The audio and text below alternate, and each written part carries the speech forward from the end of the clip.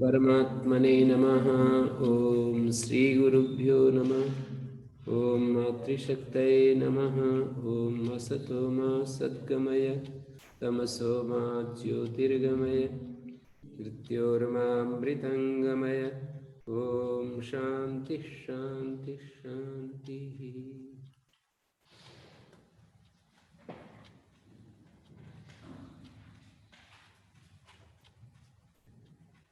उपनिषद कक्षा 345 बृहदारण्यक उपनिषद की 70वीं कक्षा है। तीसरे अध्याय के नवम ब्राह्मण का याज्ञवल्क्य ने सारे प्रश्नों का, सारे 9 अलग अलग विद्वान आए हैं और उन्होंने अपनी बात पूछी है। अश्वल होता से लेकर के और आखिरी विदग्ध साकल्य है, बीच में गार्गी भी आई है, कबंध आथर्वण आया है। और इस तरह से यदि हम सभी विद्वानों को देखें तो वो सब जो है यहाँ पर उपस्थित होते गए हैं।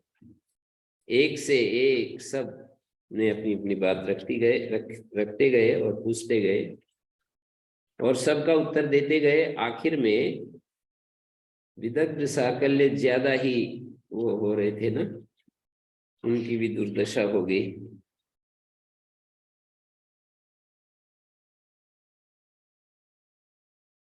तीसरे अध्याय के 9वें ब्राह्मण की ये बात है। पहले ब्राह्मण में तो अश्वल का प्रश्न होता, अश्वल जो जनक के ही एक वो थे, पुरोहित थे। दूसरे ब्राह्मण में आर्त भाग के प्रश्न थे। तीसरे ब्राह्मण में भुज्यु के प्रश्न आए। चौथे ब्राह्मण में उसस्त चाक्रायण। पांचवें ब्राह्मण में कहोल के प्रश्न आए और छठे ब्राह्मण में वाचक्नवी गार्गी और सातवें में उद्दालक के प्रश्न थे। और आठवें ब्राह्मण में फिर 2 प्रश्न लेकर के गार्गी उपस्थित हुई। गार्गी 2 बार आई है और नवम में साकल्य।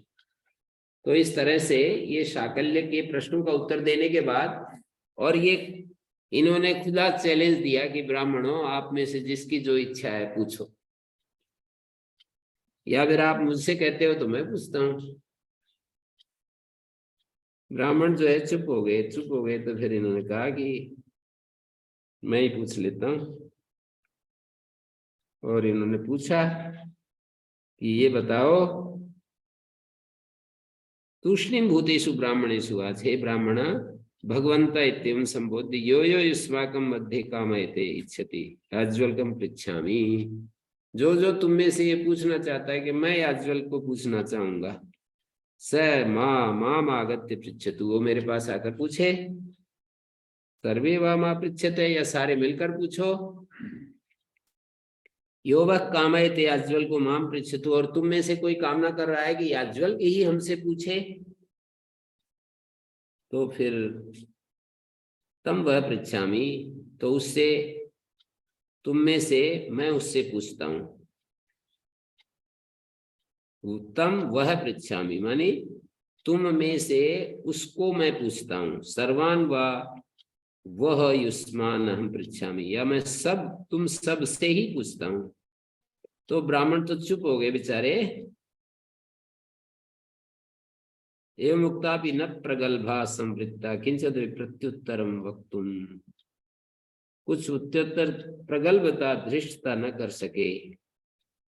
प्रगल्भा संवृत्ता, न प्रगल्भा संवृत्ता, किसी प्रकार का उत्तर देने की प्रगल्भता नहीं कर सके।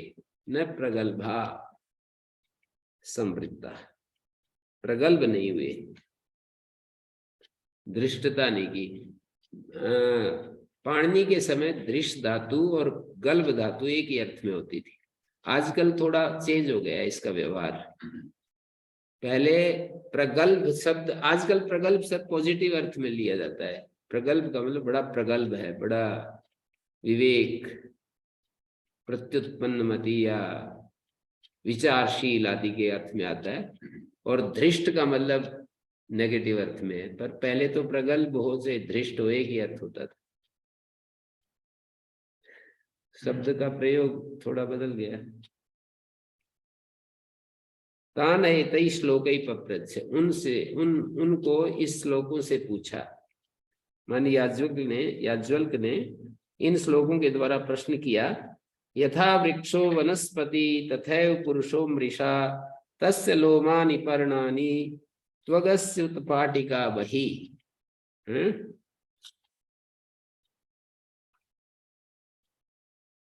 क्या पूछा कि वनस्पति विशालता आदि गुणों से युक्त वृक्ष जैसा जिस धर्मों से युक्त होता है, पुरुष जीव का शरीर भी वैसा ही इन्हीं धर्मों से संपन्न होता है। मतलब पुरुष के शरीर में और वनस्पति जितनी भी ये दिखाई देती हैं, उन दोनों में तुलना करके दिखा रहे हैं आजकल। यथा वृक्ष वनस्पति, जैसे वृक्ष वनस्पति होती है, तथैव पुरुषो अमृषा, वैसा ही पुरुष होता है, जीव का शरीर भी वैसा ही उन्हीं धर्मों से संपन्न होता है। वो बिल्कुल, ये बात बिल्कुल अमृषा मानी सत्य है। मृषा मानी झूठी, अमृषा मानी सत्य, ये बात बिल्कुल सत्य है। कौन सी बात? कि जैसे वृक्ष वनस्पति का कैरेक्टर है, वैसे ही मानव शरीर का भी कैरेक्टर है। ये बात बिल्कुल सत्य है। तस्य लोमानि पर्णानि त्वगस्य उत्पाटिका बहि, तस्य लोमानि पर्णानि, वृक्ष के पत्ते होते हैं और पुरुष के शरीर में पत्तों की तरह रोए होते हैं, रोम होते हैं। उसके शरीर में त्वचा होती है, त्वग मानी चाम होती है, और उसकी समता में वृक्ष की जो उत्पाटिका बही है ना, बाहरी भाग में जो छाल है, उत्पाटिका बही, त्वगस्य उत्पाटिका बही मानी उत्पाटिका वनस्पते है, त्वगस्य उत्पाटिका बही, इस पुरुष के शरीर में जो त्वचा है उसकी समानता रखने वाला वनस्पति वृक्ष के बाहरी भाग में छाल है।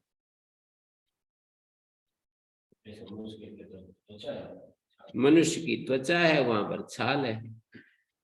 बही मानी बाहरी भाग में। उत्पाटिका शब्द का अर्थ होता है वनस्पते उत्पाटिका, छाल को उत्पाटिका क्या है?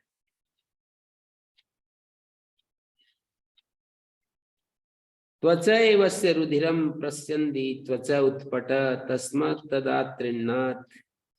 तो ये पहला उन्होंने एक स्थापना की, याज्वल्क ने कहा कि यथा वृक्षो वनस्पति तय पुरुषो मृषा, वैसे पुरुष भी वैसा ही है, ये बिल्कुल सत्य है। तस्य लोमानि पर्णानि, उसके लोम वृक्ष के पत्ते होते हैं और इसके रोए होते हैं, और उसकी त्वचा होती है, पुरुष की त्वचा होती है, इसकी बाहरी छाल होती है, उत्पाटिका मानी छाल होती है।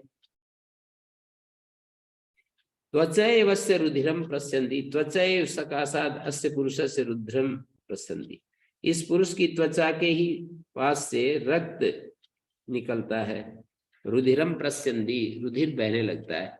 त्वचा छिल जाए तो कह रहे हैं वनस्पति त्वचा उत्पट, और वनस्पति का जो त्वचा है, बाहरी छाल होती है, उससे उत्स्फुटति अस्मात्, त्वचा उत्स्फुटति, त्वचा से छाल से ही उत्पुट, उत्पट का मतलब, उत्पुट का मतलब गोंद।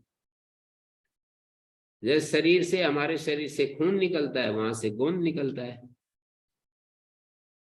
त्वचा एवस्य रुधिरम प्रस्यन्ति त्वचा उत्पट। अस्य, अस्य का मतलब अस्य पुरुष से, इस पुरुष के त्वचा से, पंचमी है त्वचा, इस पुरुष के त्वचा से रुधिर निकलता है। त्वचा एव सकाशात्, त्वच से, षष्ठी मानेंगे त्वचा के पास से, षष्ठी मानेंगे तो त्वचा के पास से, ऐसा अर्थ हो जाएगा। त्वचा से, पुरुष की त्वचा के पास, अस्य मानी पुरुष से, त्वचा के नजदीक से रुधिर बहता है, और वृक्ष की त्वचा से उत्पट मानी गोंद बहता है। तस्मात् तदात्रिण्यात् प्रैति रसो वृक्षादिवाहतात्। सारी बात कहने के बाद आखिर में प्रश्न उठाएंगे ये। अभी तो प्रश्न नहीं उठा रहे, आगे अभी तो स्थापना कर रहे हैं, अपने प्रश्न की भूमिका बना रहे हैं कि इन दोनों में समानता है।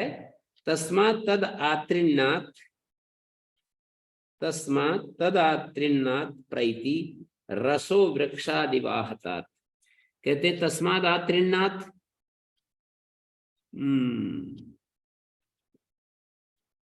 तस्मात् आत्रिण्यात् हिंसितात् प्रैति तद रुधिरम निर्गच्छति वृक्षादिवाहतात् छिन्नात् रस। वृक्ष पर चोट मारे तो आपने देखा होगा, उसको चोट मारे तो थोड़ा थोड़ा रस जैसा निकलता है। वृक्ष को यदि हम शाखा में या उसके इसके ऊपर चोट मारे, तने के ऊपर, तो रस निकलता है। और आहत हो जाए, ये जो पुरुष का शरीर आहत हो जाए तो उससे खून निकलता है। तो ये समानता दिखा रहे हैं। तस्माद आत्रिण्यात्, आत्रिण्य माने त्रिही हिंसायाम, आत्रिण्यात् हिंसितात्। पुरुष की आहत माने कटे हुए वृक्ष से, कटे हुए वृक्ष से जैसे रस निकलता है, ऐसे चोट खाने पर पुरुष के शरीर से खून निकलता है। तुलना करके बता रहे हैं दोनों की। आत्रिण्यात् हिंसितात् प्रैति तद रुद्रम, शरीर के हिंसित होने पर रुधिर बहता है और वृक्ष के आहत होने से रस बहता है, समानता है। मांसानि यस्य शकराणि किनाटम स्नाव तत् स्थिरम अस्थीनियंतर तो दारुणी मज्जा मज्जोपमा कृता। तो मांसानि यस्य शकराणि, इस पुरुष के शरीर में मांस होते हैं। मांसानि अस्य शकराणि, शकराणि मानी शकलानी, र और ल का अभेद होता है। शकराणि शकलानी, शकलानी मानी टुकड़े, बोटी बोटी। पुरुष के शरीर में बोटी बोटी बोलते हैं ना, पुरुष के शरीर में जो है मांस होते हैं। किनाटम स्नाव तत्स्थिरम, और वनस्पति के शकर, छाल की भीतरी भाग जो है, अंश होता है ना, भीतरी भाग छाल के नीचे, किनाटम, उसको किनाट कहते हैं। किनाटम स्नाव तत्स्थरम, वृक्ष का जो किनाट है, किनाटम नाम सकलेभ्योऽभ्यंतरम वल्कल रूपम, शकल के नीचे जो वल्कल रूप है।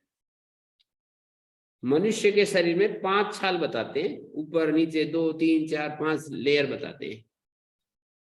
जब ऑपरेशन करते हैं नीचे तो 5 लेयर को काट कर भीतर पेट आदि में जाना, मतलब पेट का ऑपरेशन करेंगे तो 5 लेयर को काट करके अंदर घुसना पड़ता है।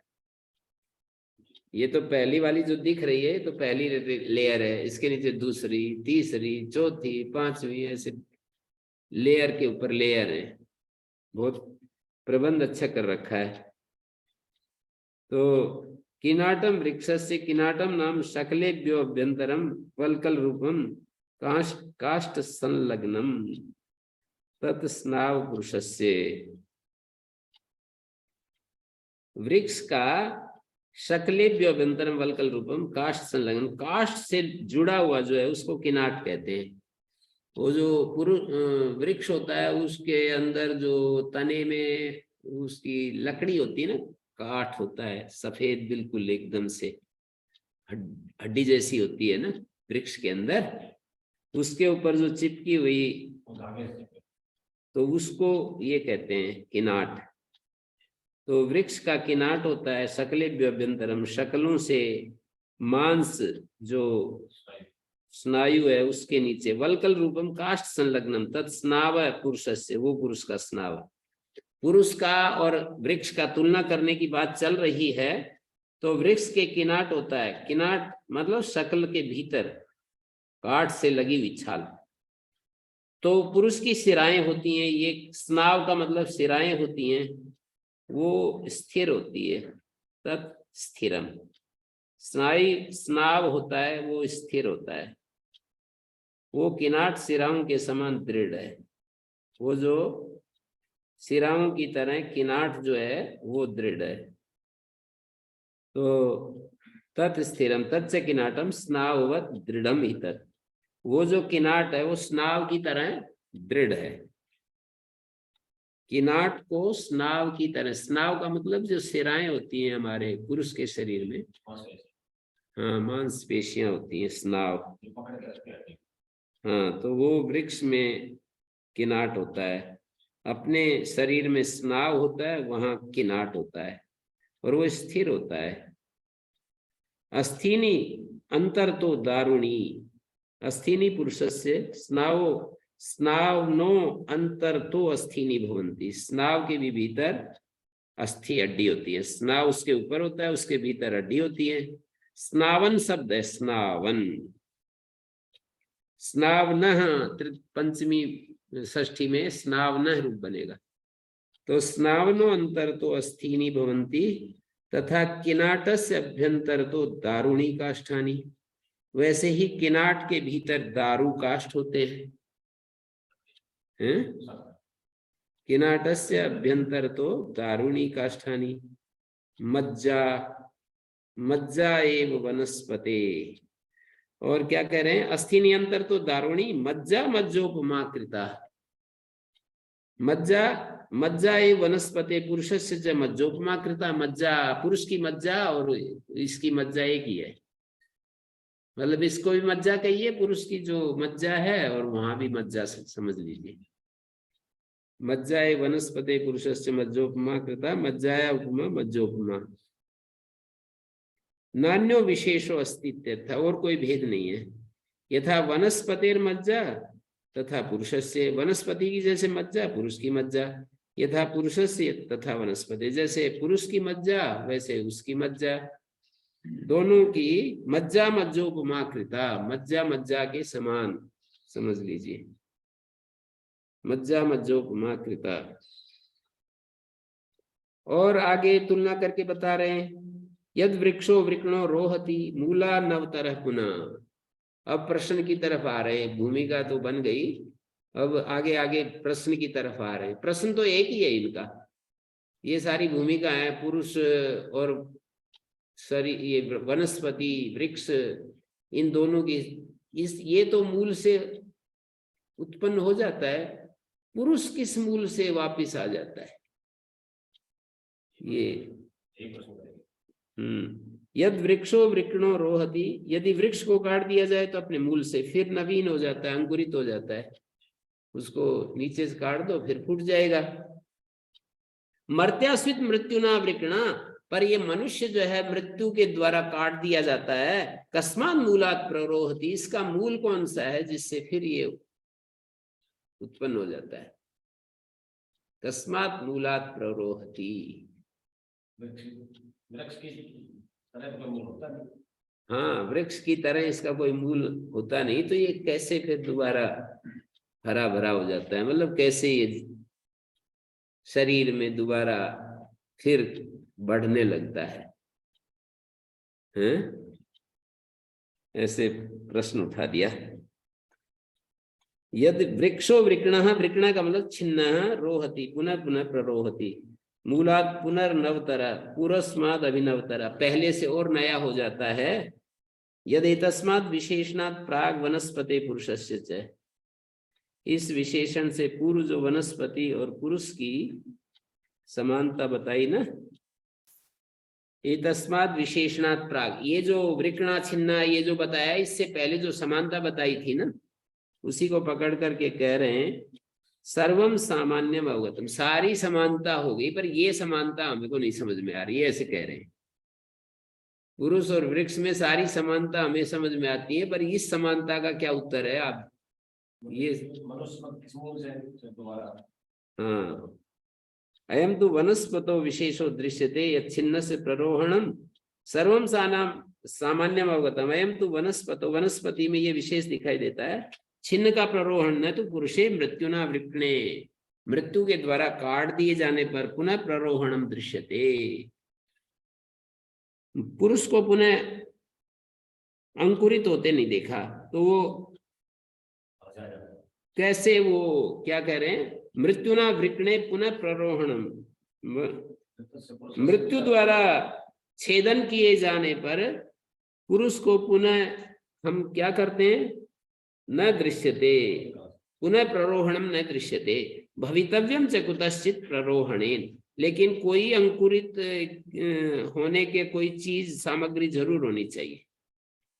भवितव्यम च कुतश्चित प्ररोहणेन, कोई प्ररोहण की, अंकुरित होने की, मतलब फूटने की कोई सामग्री तो होनी चाहिए। तस्मात् वह पृच्छामि, इसलिए विद्वानों मैं तुमसे पूछता हूँ, मर्त्यो मनुष्यासुत मृत्युना विकना, मनुष्य जो है मृत्यु से काट दिए जाने पर कस्मात् मूलात् प्ररोहति, किस मूल से जो है ये इसका प्ररोहण होता है। मृतस्य पुरुषस्य कुतः प्ररोहणम, माने पुरुष की उत्पत्ति कहाँ से होती है। तो वो बोले, अपने आप ही बोले, यज्वल तुम यदि ये कहने लगोगे ना मुझे कि रेतस्य शुक्र से रेतस इति माँ वोचत, तो ये तुम्हारी बात मैं नहीं मानूंगा। ऐसा मत बोल देना। अपने आप ही उनकी वो तुरंत उत्तर देने के लिए तैयार हुए, तो अपने आप ही उसका निराकरण कर दिया कि आप ये कहो कि जी ये तो मनुष्य तो रेतस से उत्पन्न होता है। तो बोले वो आपकी बात मैं नहीं स्वीकार करूंगा। रेतस इति मा वोचत जीवतस तत् प्रजायते, रेतस तो जीते हुए से उत्पन्न होता है, जीता हुआ कोई प्राणी होता है ना। यदि आप ये बोलेंगे कि रेतसा प्ररोहति मा वोचत है मैवम वक्तुम अर्हतः, ऐसा नहीं बोल सकते। कस्मात् यस्मात् जीवता पुरुषात् तद रेता प्रजायते न मृतात्, मृत पुरुष से वो रेता थोड़ी उत्पन्न होता है, जीवित पुरुष से उत्पन्न होता है। अभी से धाना रूहा धाना बीजम बीज रूहो विवृक्षो भवति। और एक बात कि ये जो वृक्ष होते हैं दो तरह के होते हैं, एक बीज से पैदा होने वाले और एक शाखा से पैदा होने लगे। जैसे गन्ने आदि होते हैं, पीपल की टहनी काट करके लगा दी फिर फूट आती है, बड़ की टहनी को लगा दिया फरवरी मास में, फिर वो फूट जाएगी, पानी डालते रहेंगे। पीपल की टहनियां तो खूब ही करते हैं। तो बीज रूह और धाना, माने धाना का मतलब बीज होता है, बीज रूहो पे वृक्षो भवति न केवलम कांड रूहा। दो तरह के वृक्ष होते हैं ना, कांड रूह, जैसे ये अपने गन्ना बोते हैं तो कांड रूह उसकी एक शाखा लगाते हैं। गायों का एक वो चारा आता है आजकल, तो वो कांड रूहा है, उसकी जो एक एक पोरी होती है ना उसको लगा देते हैं, और वो 2-2 फीट 2.5 फीट पर, और वो फूट जाता है, वो भर जाता है खेत। तो कांड रूहा इव शब्द अनर्थ का, यहाँ पर इव शब्द धाना रूहा इव, इव अनर्थक है, मानी छंद पूर्ति के लिए। धाना रूहा वही वृक्ष अंजसा प्रेत्य संभव, कहते हैं वृक्षो अंजसा साक्षात प्रेत्य मृत्वा संभव, धाना तो भी प्रेत्य संभव भवेद अंजसा पुनर्वनस्पते। तो इन्होंने ये कहा, ये प्रसिद्ध है कि वृक्ष मरकर भी पुनः साक्षात उत्पन्न हो जाता है।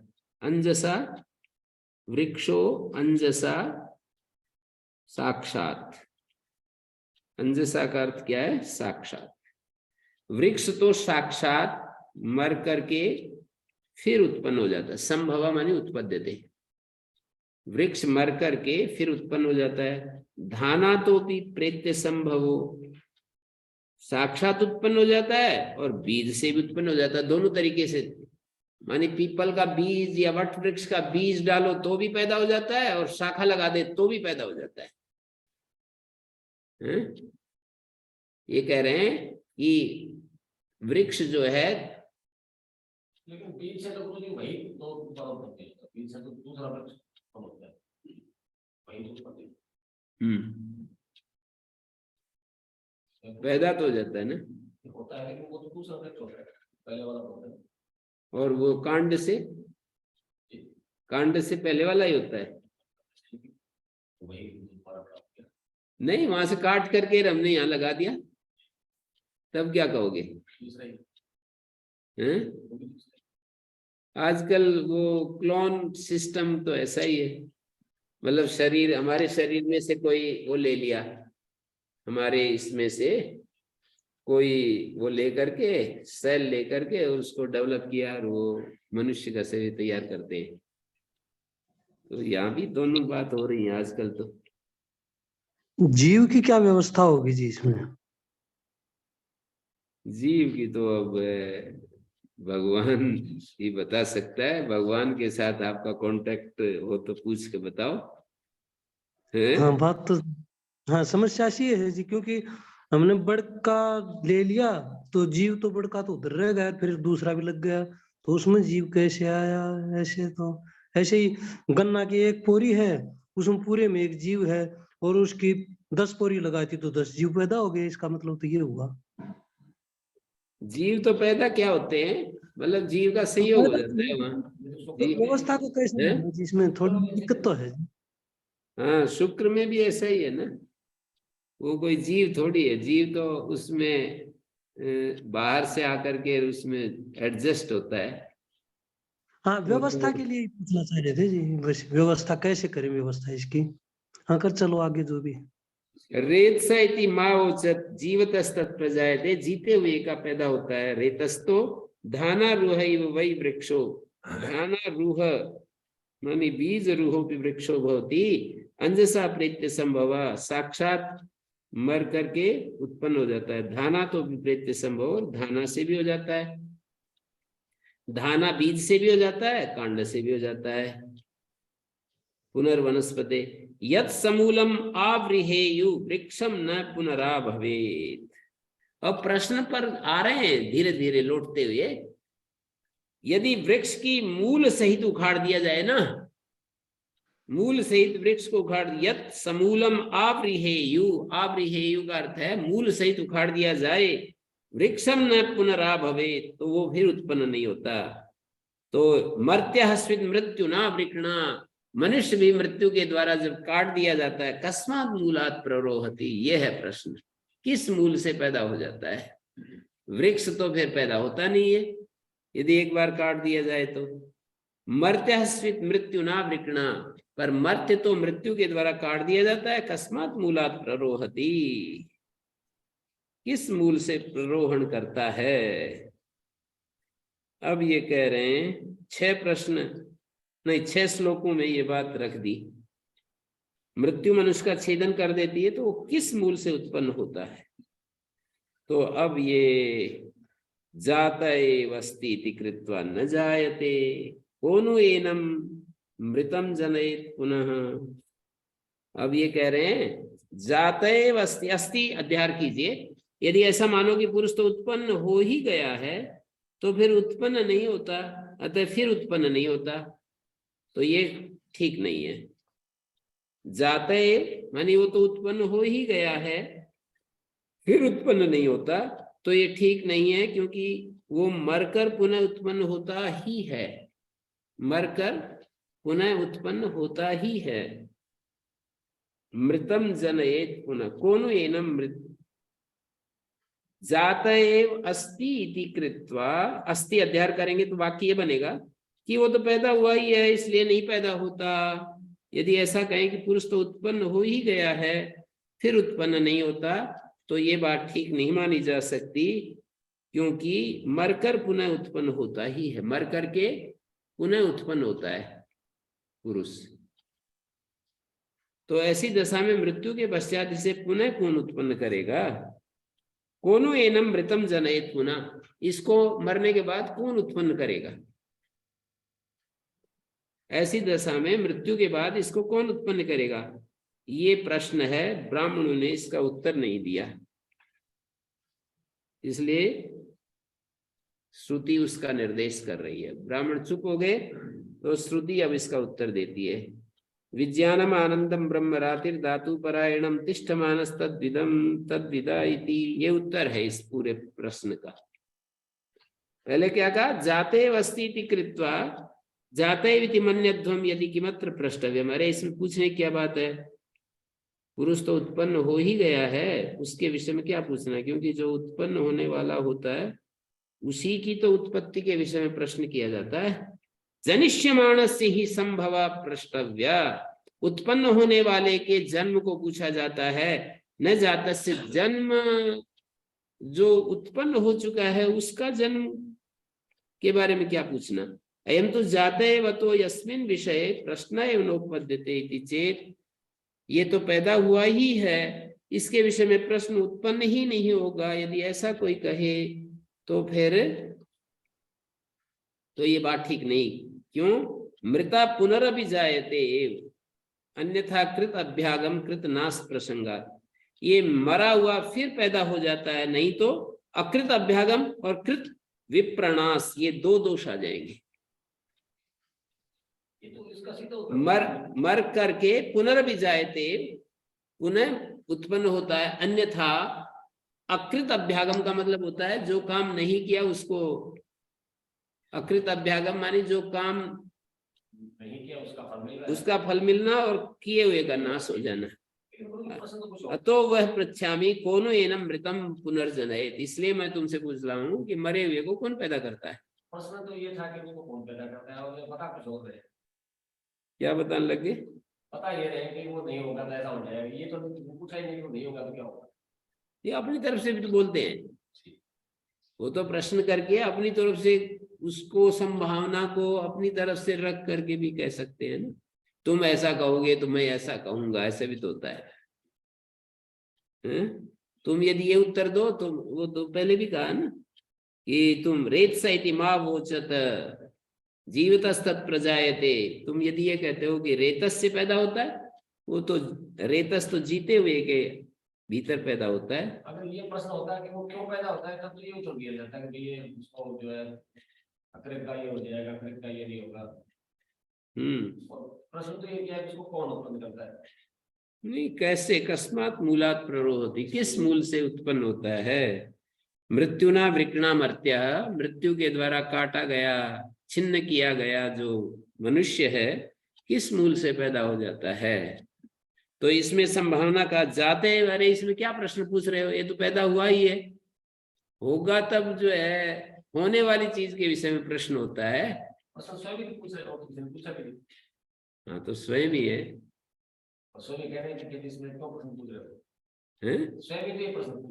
हाँ तो वो इस तरह से ऐसे ही तो कहेंगे ना। उन्होंने तो कहा किस मूल से पैदा होता है, यदि तुम कहो, ऐसे नहीं आता है, यदि तुम कहो कि ये तो जाता एव है, इसमें क्या पूछने की बात, इसमें क्या उत्तर देने की बात है? यदि तुम कहो कि ये तो पैदा हुआ ही है, इसमें उत्तर क्या देना, पैदा हुआ ही है तो इसमें उत्तर क्या देना, ऐसे ये तो प्रत्यक्ष ही है। जाते वस्ती इति कृत्वा न जायते, इसलिए जो है ये ना जाते इति मन्यतम, यदि तुम ऐसा मानते हो कि पुरुष तो उत्पन्न हो ही गया है, जाते इति किमत्र प्रष्टव्यमिति, इसमें पूछने की क्या बात है? जनिष्यमाणस्य संभव, जो जनिष्यमाण होता है ना उसका संभव पूछना चाहिए। संभव मानी जन्म, न जाता से, जात का जन्म थोड़ी पूछा जाता है। अयम तो जाते व तो यस्मिन विषय प्रश्न एवं उपपद्यते इति चेत, न, ये बात ठीक नहीं। मृता पुनरभिजायते, मर करके फिर पैदा हो जाता है, अभी तो ठीक है पैदा हो गया, पर मर करके फिर पैदा हो जाता है ना, ये समस्या है। मर करके फिर पैदा हो जाता है, यदि नया पैदा हो तो फिर अकृत अभ्यागम कृत विप्रनाश वाली समस्या आएगी। वही व्यक्ति, वही पुरुष जो अभी मरा है फिर पैदा होता है, वही उत्पन्न नहीं मानेंगे तो उसको दार्शनिक जो है समाधान नहीं कर सकते। अकृत अभ्यागम और कृत विप्रनाश की समस्या आएगी, तो वही पैदा होता, वही मतलब मर करके पैदा होता है। आपकी तरफ गई होगी घूमने के लिए, तो वह पृच्छामि, इसलिए मैं तुमसे पूछ रहा हूँ, कौन एतम पुनर्जनयेत, इसलिए मैं तुमसे पूछता हूँ कि कौन है जो इसको पुनः पैदा करता है? आचार्य जी। हाँ जी, आपका कट गया।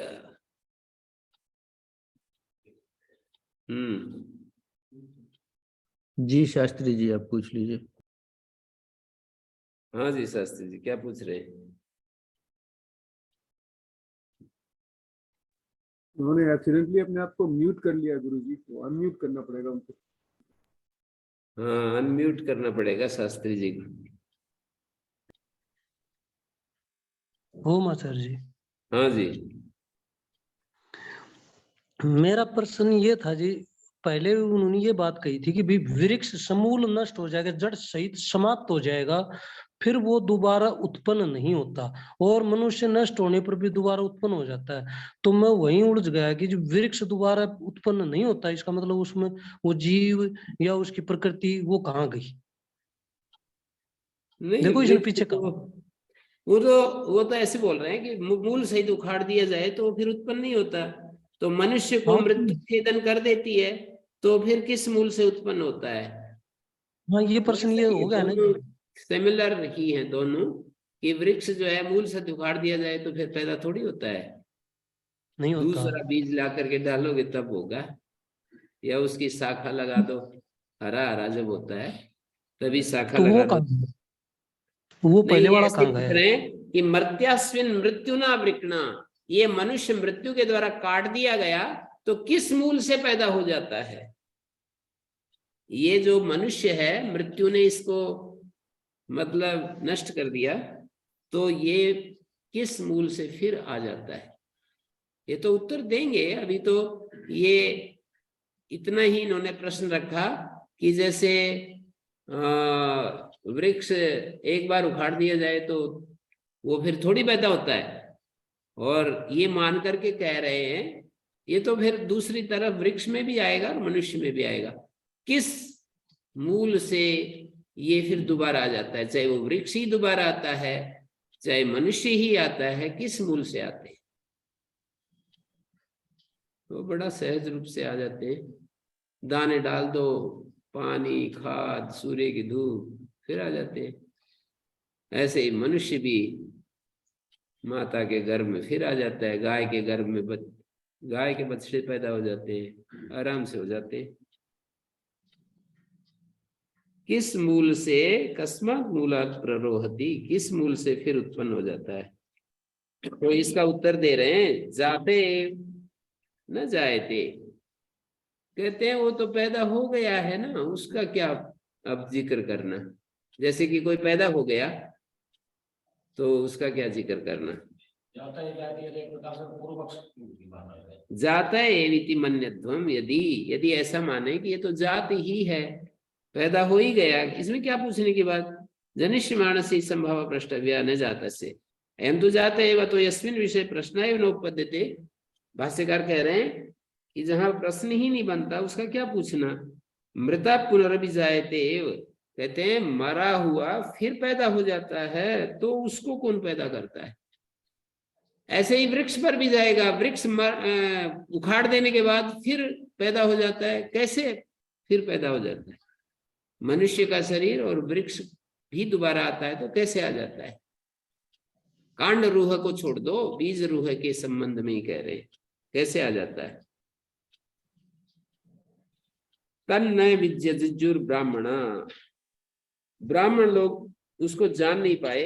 मृता पुनः प्ररोहति जगतो मूलम न विज्ञातम ब्राह्मण, ब्राह्मणों ने इस बात को नहीं जाना कि मरा हुआ फिर प्ररोहण करता है जगत का मूल।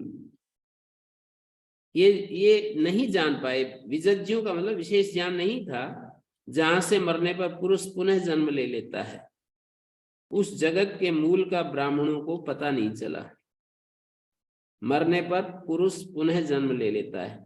अतो ब्रह्मिष्ठत्वात् हृता गावा, तो ब्रह्मिष्ठ होने के कारण याज्वल्क ने गायों को, ब्रह्मिष्ठ होने के कारण याज्वल्क अपने गायों को हाँक ले गए। याज्वल्केन जिता ब्राह्मणा, और ब्राह्मणों को तो पता नहीं चला, इसलिए ब्राह्मण पराजित हो गए, और ये याज्वल्क ब्राह्मण जो थे वो जीत लिए गए याज्वल्क के द्वारा। आख्यायिका तो समाप्त हो गई यहीं पर। अब यद जगतो मूलम येन च शब्देन साक्षात व्यपदिश्यते ब्रह्म, यद याज्वल्को ब्राह्मणान पृष्ठवान तत्स्वेन रूपेण श्रुतिर अस्मभ्यम आह। श्रुति ही अब उत्तर देती है इसका। आख्यायिका खत्म हो गई, यहाँ पर जो आख्यायिका थी वो तो समाप्त हो गई, ब्राह्मण इसका उत्तर नहीं दे पाए, ऐसा कह रहे हैं यहाँ पर। पुनः मृतः पुनः प्ररोहति जगतो मूलम न विज्ञातम ब्राह्मण, मरा हुआ मनुष्य फिर प्ररोहण करता है, जगत का मूल क्या है पुरुष पुनः जन्मेता, उस जगत के मूल का ब्राह्मणों को पता नहीं चला। जगतो मूलम, जगत के मूल का ब्राह्मणों को पता नहीं चला। अतो ब्रह्मिष्ठत्वाद हृता गाव, ब्रह्मिष्ठ होने के कारण गाय याज्वल के द्वारा ले जाई गई और याज्वल के जिता ब्राह्मणा, याज्वल ने ब्राह्मणों को जीत लिया। आख्यायिका समाप्ता। अब यहां से आगे श्रुति हमको समझाती है कि इसका क्या उत्तर है। श्रुति हमको बताती है कि इस मूल से पुरुष पैदा होता है। ये श्रुति हमको बता रही है। क्या बता रही है? यह जगतो मूलम येन च शब्देन साक्षात व्यपदिश्यते ब्रह्म, जो जगत का मूल है, जिस शब्द से ब्रह्म का साक्षात निर्देश किया जाता है ना, जो जगत का मूल है, और जिस शब्द से साक्षात व्यपदिश्यते ब्रह्म, जिस शब्द से ब्रह्म का साक्षात निर्देश किया जाता है, और जिसके विषय में याज्ञवल्क्य ने ब्राह्मणों से पूछा, यद याज्ञवल्क्य को ब्राह्मणान पृष्ठवान तत्स्वेन रूपेण श्रुतिरस्मभ्यम आह। जिस शब्द से ब्रह्म का साक्षात निर्देश किया जाता है, ध्यान दे करने की बात है, जिस शब्द से ब्रह्म का साक्षात निर्देश किया जाता है, वो तो आगे श्रुति बता रही है। श्रुति आगे बता रही है कि जिस शब्द से साक्षात ब्रह्म का निर्देश किया जाता है ना, वो श्रुति हमारे को बता रही है, वो है विज्ञानम, वो है आनंदम। ना अच्छा कह दिया श्रुति ने। विज्ञान है वो, ज्ञान है वो, आनंद है वो। याज्ञवल्क्य ब्राह्मणों को, यद याज्ञवल्क्य को ब्राह्मणान पृष्ठवान तत्स्वेन रूपेण श्रुति, वो श्रुति जो है स्वेन रूपेण माने स्वयं ही, हमारे लिए स्वयं ही बतला रही है। विज्ञान और आनंद है वो ब्रह्म का नाम। जिस शब्द से साक्षात ब्रह्म का व्यपदेश किया जाता है, वो कौन सा नाम है? विज्ञान, आनंद। ये दो शब्द बता रहे हैं जगत का जो मूल है। और जो चीज है तो सत तो उसमें इंक्लूड हो गया, तो सतचित आनंद है वो। विज्ञान और आनंद उसका नाम है, तो विज्ञान कोई अभावात्मक चीज हो, आनंद कोई अभावात्मक चीज हो, तो फिर अभावात्मक चीज हो तो फिर ऐसा बता नहीं सकते कि विज्ञान है वो ब्रह्म का नाम, जहां से ये पैदा हुआ।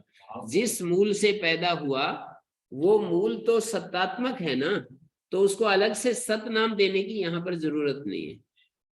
दूसरी जगह श्रुति में कह रखा है, वो यहाँ अन्वित हो जाएगा, सत्यम ज्ञानम अनंतम ब्रह्म, वो यहाँ अन्वित हो जाएगा। सत्य शब्द सदैव सौम्यदम अग्र आसीत इत्यादि में कह रखा है, सन्मूला सौम्यमा प्रजा सदायतना सत प्रतिष्ठा, ऐसे जगह जगह कह रखा है ना।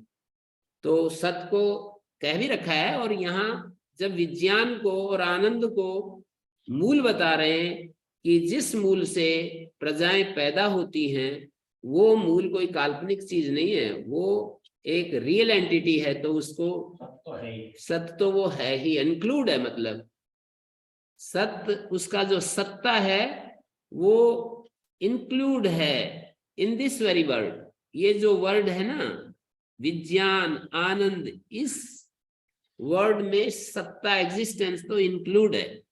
तो इसका मतलब हो गया सत्य चित आनंद। चित मानी विज्ञान, सत्य चित आनंद, इस मूल से ये मनुष्य पैदा होता है, ऐसा कह दिया। विज्ञानम विज्ञप्तिर्विज्ञानम तच्च आनंदम न विषय विज्ञानवत दुखानुविद्धम। विषय विज्ञान की तरह दुख से अनुसक्त नहीं। विषयों का जो विज्ञान होता है वो हमारे को हमेशा दुख से अनुविद्ध रहता है, दुख से वो घिरा हुआ रहता है। जो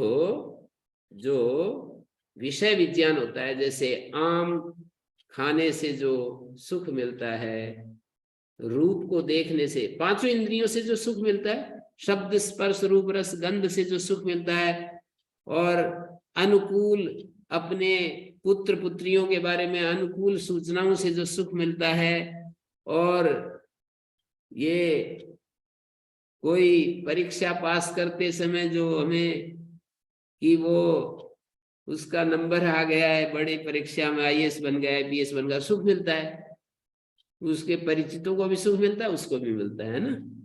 मतलब परिचितों को इसलिए मिलता है कि वो उसका ही स्वरूप बन जाते हैं ना, तादात्म्य के कारण वो सब एक ही होते हैं। तो जो जो भी उसके साथ तादात्म्य में, उन सब को सुख मिलता है। वो सारा विषय सुख दुख से संपृक्त रहता है। जनित जो भी जन्य सुख वो सबका सब हमारे को दुखानुशक्त होता है। वो प्योर सुख नहीं होता है, ब्लिस नहीं होता है, वो प्लेजर होता है। ब्लिस और प्लेजर में ये अंतर है कि वो पेन से घिरा हुआ रहता है प्लेजर, पर ब्लिस जो है पेन मुक्त होता है। तो वो आनंद विषय विज्ञान की तरह दुखानुविद नहीं, प्रसन्न है, शिव है, अतुल है, अनायास है, नित्य तृप्त है, एक रस है। कितने सारे शब्द उस आनंद को समझाने के लिए बोल दिए गए हैं भाष्यकार के द्वारा कि वो प्रसन्न है। प्रसन्न का मतलब निर्मल है, वो जो प्योर है। प्रसन्न का मतलब प्योर है। शिव है, वो ब्लिस है। अतुल है मतलब इमेजरेबल है, वो अतुल है। अनायास है, अनायास का मतलब सहज है, प्रयत्न के बिना ही है वो। नित्य तृप्त है, एक रस है। किं तद ब्रह्म, वह विशेषणवत, वो दो विशेषण वाला वो ब्रह्म क्या है? तो कहते हैं राति धातु परायणम। ये राति जो शब्द है ना, प्रथमा विभक्ति है षष्ठी के अर्थ में। वेद में जो षष्ठी है, वेद में जो प्रथमा है, वो यहाँ पर षष्ठी के अर्थ को दे रही है। वेद में ऐसे समझ लो कि सारी विभक्तियां सारी विभक्तियों में प्रयुक्त हो सकती है। ये एक व्यवस्था है कि जैसे राम शब्द 21 जगह प्रयुक्त हो सकता है या 24 जगह प्रयुक्त हो सकता है। राम शब्द, रामौ शब्द 24 जगह, रामः 24 जगह, रामम 24 जगह, रामेण, रामम, रामौ, रामान, हर शब्द हर जगह। ऐसे कह सकते हैं कि वेद में वचन और विभक्ति का कोई नियम नहीं। शब्द में जो विभक्ति जोड़ दी ना, वो वहीं पर उसका अर्थ मिलेगा, उसी विभक्ति में अर्थ मिलेगा, ऐसी व्यवस्था नहीं, सारी जगह मिलेगा। वचन में भी, वचन में भी, विभक्ति में भी। तो राति का मतलब राते है, षष्ठी का है। राते है धातु परायणम। राति का अर्थ धनस्य होता है। धनस्य धातु कर्म कृतो यजमानस्य परायणम। परागति कर्म फल से प्रदात्री, कर्म फल का प्रदाता है वो ब्रह्म। विज्ञानम आनंदम ब्रह्म बोल रहे हैं ना, तो वो राति धातु परायणम। राति मानी राते है, राते मानी धनस्य, राति धन को कहते हैं। धन के दाता का परायण परम आश्रय है वो ब्रह्म जो है। धन का जो दाता है, धन का दाता कौन है? कर्म कृतो यजमानस्य। धन देने वाले माने कर्म करने वाले यजमान का। धन देने वाला होता है ना यजमान, वहां पर यज्ञ करवाते हैं तो ऋत्विकों को धन देने वाला होता है। उसी की व्यवस्था से तो यज्ञ संपन्न होता है। यदि वो यजमान ना हो तो कोई यज्ञ नहीं करेगा। तो राते है धातु परायणम, धनस्य धातु कर्म कृतो यजमानस्य परम आश्रय। वो परमात्मा कर्मकर्ता का परम आश्रय। इस दुनिया में जितने भी कर्म कर रहे हैं ना, अच्छे अच्छे काम कर रहे हैं, तो उपलक्षण है मान लो, सारे ही कर्म करने वाले जो लोग हैं, दान करने वाले लोग हैं, सहयोग करने वाले लोग हैं, और दूसरों की मदद करने वाले लोग हैं, हेल्प करने वाले लोग हैं, उन सब का परम आश्रय ब्रह्म है। उनके अंदर वो भावना उस ब्रह्म से ही आती है। राते धातु परायणम, कितना अच्छा है। सभी गृहस्थियों को आनंद दे दिया श्रुति ने कि हम सब का वो आनंद, क्योंकि गृहस्थ आश्रम ही है तो कर्म करने का आश्रम है ना। तो कोई नौकरी कर रहा है, कोई कुछ कर रहा है, कोई कुछ कर रहा है, कर्म करता है, और फिर वो कर्मकर्ता का जो दाता बन जाते हैं। कर्म करके तो धन अर्जन किया और पुण्य अर्जन किया, और फिर वो बांटते हैं, तो उस दाता का परम आश्रय, धन के दाता का, धन का जो दाता है उसका परम आश्रय है। धन के दाता का वो परम आश्रय है, धन के दाता का वो क्या है, परम आश्रय है। तो फिर ये बतलाया धनस्य धातु परायणम व्युत्थाय ऐषणाभ्य तस्मिन्नेव ब्रह्मणि तिष्ठति अकर्मकृत। अब दूसरी बात भी कह दी कि ऐषणाओं से जो मुक्त होकर के अकर्मकृत हो जाता है उसका भी वो परायण है। दो ही तो दुनिया में लोग हैं, या तो कर्म करने वाले या कर्म से निवृत्त होकर चुप रहने वाले। कर्म करने वाले का भी वो परायण है, चुप रहने वाले का भी वो परायण है ब्रह्म। अकर्मकृत का भी परायण है, कर्मकृत का भी परायण है। श्रुति को नमस्कार करो, ये इतनी बड़ी बात बोल दी है, हैं? राति धातु परायणम तिष्ठ मानस्य तद्विदा। तिष्ठ मानस्य का मतलब होता है जो एकदम ब्रह्मविद होकर के, उस ब्रह्म को जानने वाला होकर के, और उसका जो परायण बना हुआ है। तो इसके बारे में हम कल चर्चा करेंगे। भाष्य में जो चर्चा की गई है ना, उसको हम कल पढ़ते हैं। लंबा सा विचार किया है इन्होंने काफी, तो कल चर्चा करते हैं। मुझे किसी कार्य से ना, किसी आवश्यक कार्य से जाना है, हम यहीं विराम देते हैं। ओम शांति शांति शांति।